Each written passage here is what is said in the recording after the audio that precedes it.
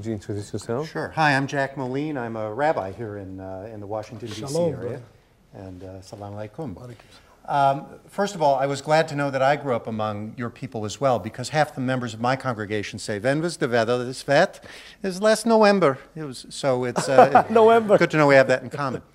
One of the things I notice about your humor and about a lot of Jewish comedy as well is that there seems to be a setup of a lot of self-deprecation before you can get to the criticism, however humorously, of the audience. Do you have a formula for figuring out how much fun you have to make of yourself before you can challenge your audience on their stereotypes? That's a very interesting question. I don't have a formula, which I am now going to consider developing. But the truth is, self-deprecating humor is by nature, I think, something that is very inclusive, because if you're laughing at yourself and you're inviting others to laugh at you, it's very disarming and it's very inviting and it's very easy then to laugh along with that person.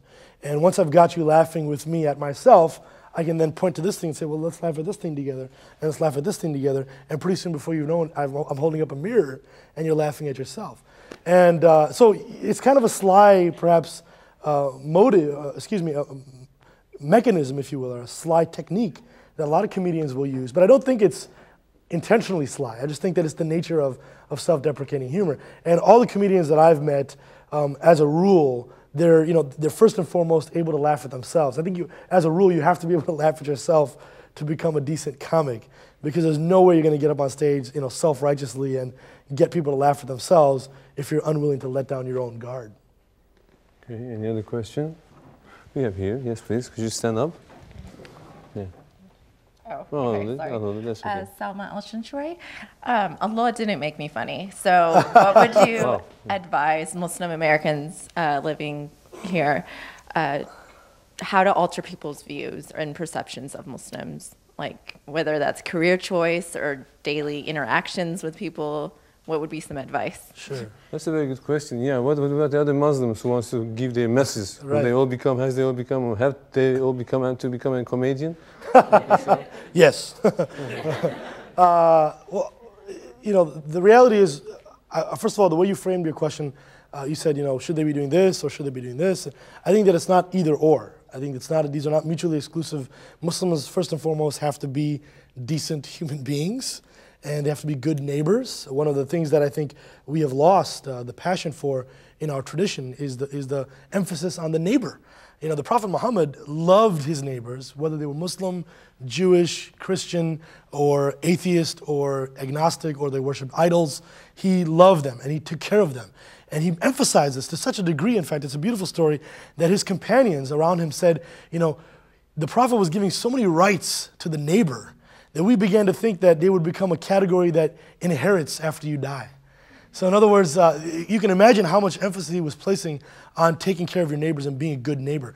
I think that neighborly tradition is something that if Muslims were better at in this country and throughout the world, people would see that they're obviously not all terrorists. As to changing the perception of Muslims, obviously that is to a large degree a function of the media.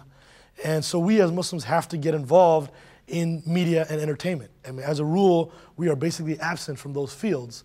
And a lot of that has to do with, they're very sophisticated fields, and unfortunately, Muslims have been somewhat late to the game in America, picking up in those areas. But I do think that ultimately, finance and business and media and entertainment are the two biggest industries that end up influencing, public perceptions, policy, etc.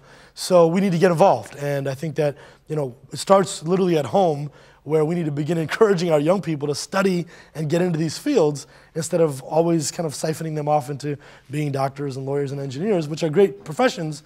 I wish that there were also more movie directors and screenwriters and actors and musicians. I just think that we need to get out there and really take up these fields in a major way if we hope to seriously change those perceptions during our lifetime.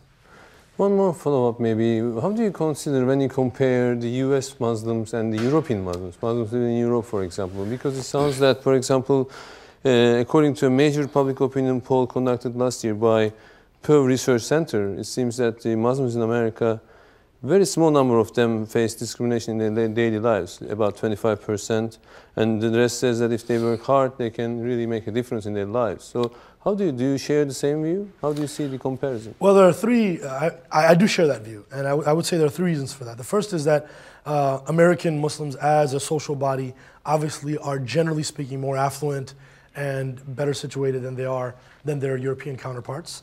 Most of the Muslims in Europe are migrant workers and more working class, uneducated, lower class citizens of those countries. So the reality is that economically right off the bat, there's a disparity. Number two, and American Muslims have plugged in, and now increasingly after 9/11, to the civil rights tradition. This is a country that has a civil rights tradition. There are other disenfranchised groups, as I mentioned, Black Americans, Jewish Americans, that have overcome, that have come a long way from the history that preceded them. Whereas in Europe, you don't have that tradition.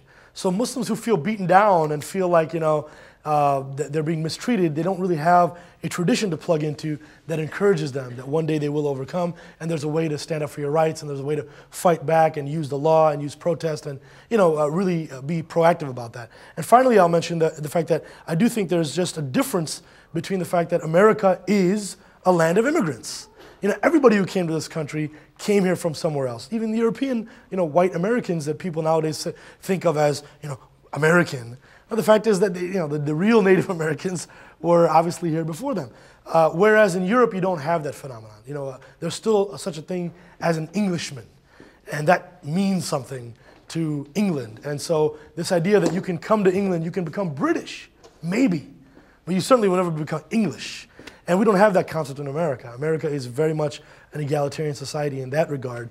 And if you work hard and you are successful, people will certainly give you some level of basic rights. Whereas in Europe, you still find this phenomenon where no matter how successful you might become, you're still not quite accepted as one of them.